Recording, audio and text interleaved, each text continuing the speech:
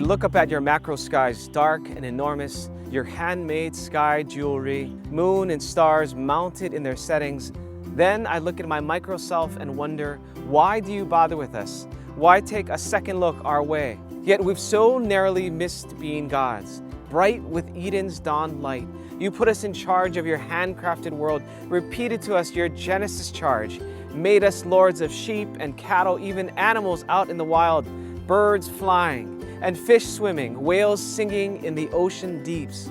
Psalm 8 echoes what we learn in Genesis chapter 2 and 3, that we humans are made in the image of God.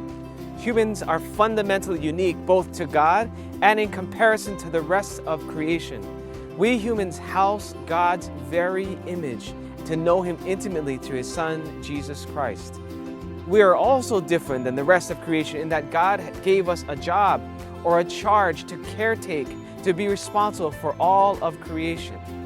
It says in Genesis 1:26 this, "Let us make mankind in our image, in our likeness, so that they may rule over the fish in the sea and the birds in the sky, over the livestock and all the wild animals, and over all the creatures that move along the ground." Yet science also tells us a story about the origins and place of humans in our created world.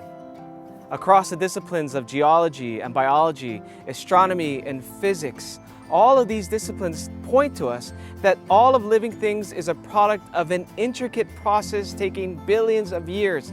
That process is called evolution. We humans are part of that process. We are part of the animal kingdom. You see, we have 5 digits on our hands and feet, just like any other primate. Our appendix, tailbone, ear muscles, and chicken skin are reminders of our non-human kinship. You see, both scientists and theologians agree that we humans, along with the rest of creation, share a common story. But while we share many things, we are different because God chose us humans out of all the rest of the other organisms on this earth to be His image bearers. We humans have a drive in each one of us to give, to contribute, to share, and to create for others. My name is Danny Carvalho, and I play Hawaiian music. Specifically, I play a style of Hawaiian music called slacky guitar, and I also sing. And when I'm playing music, what I feel is a 3-way connection. One channel of that connection is between me and where the music is coming from. Sometimes I could say it's God. The other channel of connection is between me and who I'm playing for, the audience. Sometimes again, it's God.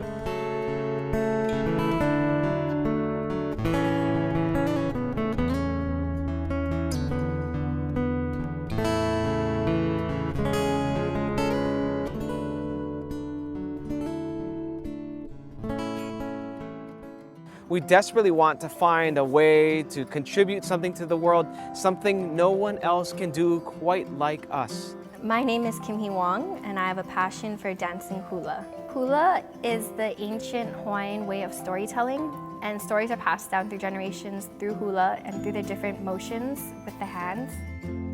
Peace, happy, calm. There's different emotions with each song. They all mean different things, but every time I dance, I think of my family, and I think of it as a way for me to honor, I guess, the past, present, and future. So those around me and those who support me, and in the future, everything that will happen. I know that I can connect back to my roots through hula. Our purpose in life is to participate in bringing God's peace or shalom to the world. Hi, I'm Nina Oishi, and I love to write. Well, for me, the world can be kind of crazy and kind of chaotic, and I often feel like I'm kind of lost with everything that's going on.